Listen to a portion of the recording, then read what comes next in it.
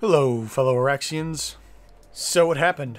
Planetside Arena has been postponed. Again. This time around, they're doing full refunds as well for anyone that pre-ordered. At this time, a new launch date has not been set. They just said sometime in the summer.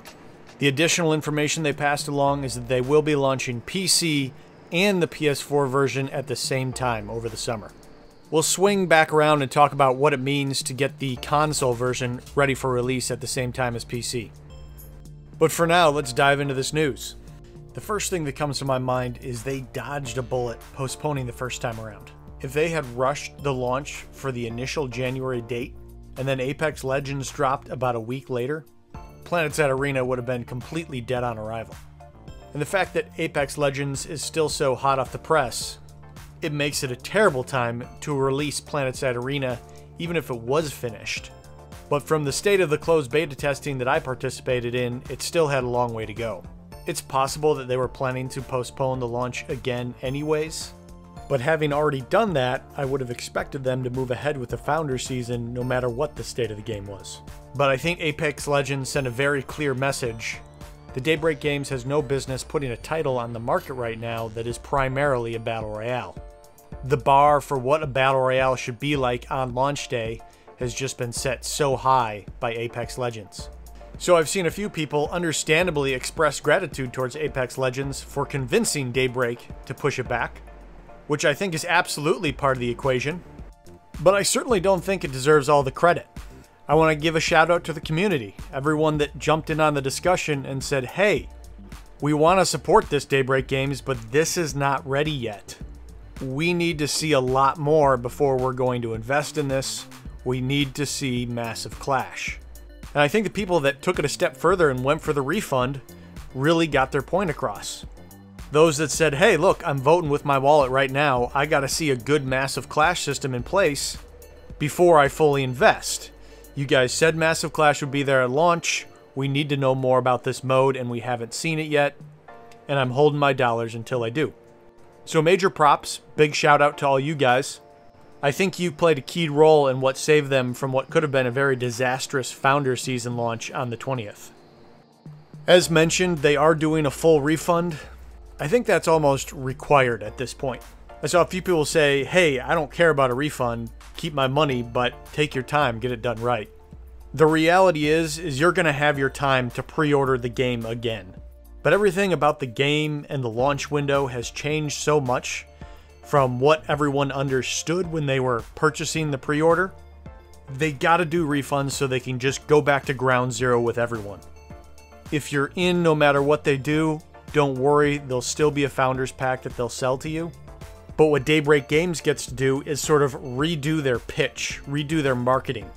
They pitched Massive Clash as one of the launch modes, but then they sort of reeled it back in and said, but wait, it's really just a Battle Royale that's 250 versus 250. And that information wasn't really there when a lot of people invested in the game the first time around. So when we get to April or May and we come up on launch and they re-release the pre-order packages, the pre-sale of the game, then they have an opportunity to redefine what they're selling and avoid some of the buyer's remorse that might come along with buying into it for Massive Clash that ends up not being quite so massive. If the release version of Massive Clash is still a Battle Royale, then they can be a little more upfront about it. I know some people are immediately saying, whoa, whoa, whoa. If they're postponing it, the whole point of that should be to avoid Massive Clash being a Battle Royale. As they said in the letter, they are pivoting to make sure these modes are ready to go for launch, and it's not a real pivot if it's still a Battle Royale. I hear you, and you're right, but just keep in mind that summer's not that far away. Putting together a good Massive Clash is a lot more work than putting together a 300 teams Battle Royale mode. And they just added a crap ton of work to their plate with that announcement. That being the fact that they're going to release on the PlayStation 4 as well as the PC at the same time in summer. Now, summer's a big window, so maybe their intention is the end of summer, but also you don't want to let this title cool too much. Right now, we're basically looking at a 6-month delay from their initial launch date. And what have they added to their plates? Their development letter was very vague. The team revises PC launch plans for simultaneously console release in summer 2019 and hones in on massive scale arena-based modes. I think most people are going to catch the last few words of that sentence and say, hey, this is it, the pivot. They're going to go hard on Massive Clash and Capture the Flag and all these other cool modes. And then this game's going to really differentiate itself. Which, I really hope you're right, because I agree with most of the community that that's the direction to take it. Planetside Arena Battle Royale doesn't break the mold enough to hack it against all the stiff competition out there. Bringing a bunch of throwback arena modes to the table, going all sort of retro in a gaming landscape that has moved on. I think that's a niche they might actually have a shot at filling. But my concern here is they say hones. That's a very vague term. They've been honing in on these modes since they started developing it, and those modes still weren't going to be there at launch. The big thing I see on that sentence is a simultaneous console release. They just added a crap ton of work they got to do before launch. If you think back to the PlayStation 4 release for Planetside 2, it was a massive ordeal. There was a huge content drought in PC Planetside 2 while they were trying to get that out. Now, I don't think releasing PlayStation Arena on console is anything like that. Taking the PC version of PlayStation 2 and getting it to console was like porting it from the ground up. Whereas when I'm playing this Planetside Arena closed beta, it feels like a console game. And I'm not trying to say that with a negative connotation, just that it feels very intentionally console ready. The UI feels like it was built for consoles, something that could easily be navigated with a gamepad. How the information screen is handled feels like it's built for a console. How loot is handled feels like it's built for a console. So I certainly think the PlayStation 4 launch was very premeditated, and they've been working on it in parallel with the PC launch. But I am curious about how much extra work they just added to their shoulders that they have to get done by summer in order to be ready for a PlayStation 4 launch. And does that leave them time to truly hone in on Massive Clash and other arena modes? Or does it really mean, hey, we were barely going to have Massive Clash ready for launch in March? We were just going to hack something together to say we delivered on it? And now that we've added all this extra work, do we have serious time to put into delivering a complete Massive Clash mode? But anyways, I'm getting a little ahead of everything. The news just came down the pipeline. They did mention they're going to be expanding the beta testing process as they get closer to launch. So I'll just be staying involved as much as possible and catching any news that comes by to see where it seems like this Planetside Arena is going.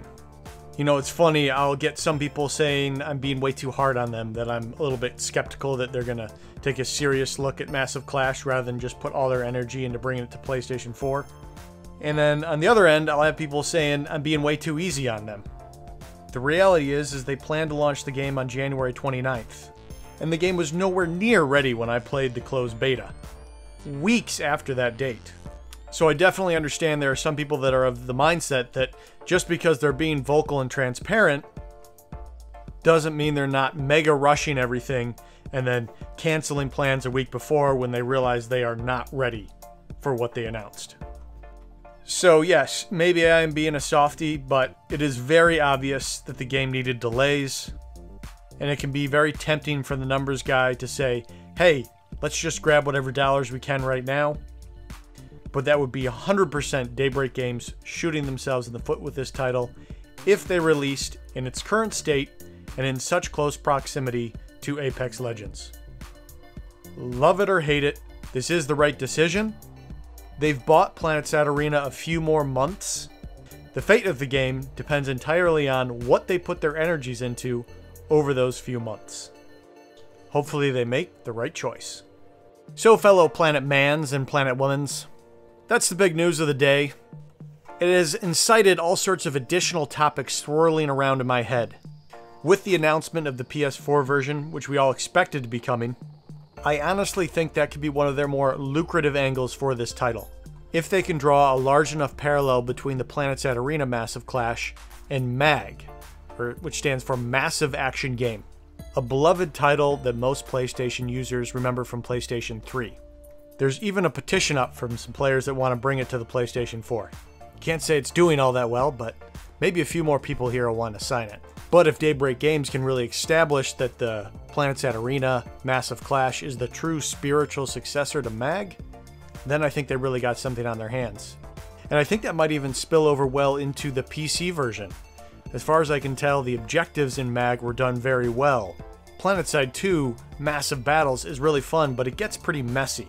It's tough to make it balanced. Whereas the MAG battles, even though they only maxed out at 128 versus 128, the matches were obviously very balanced. And the reality is, even though there's more players on the Planetside map, the actual hex populations don't get well above that size anyways. And then the other topic that's on my mind, and really every Planetside 2 player's mind, is what if all the development time for Planetside Arena just went into Planetside 2? What awesome improvements could have been done? But anyways, I'm diving into 2 additional videos that I hope to tackle in the future. That is where I'm going to leave you for now, fellow Araxians. Until next time, I will see you Planetside.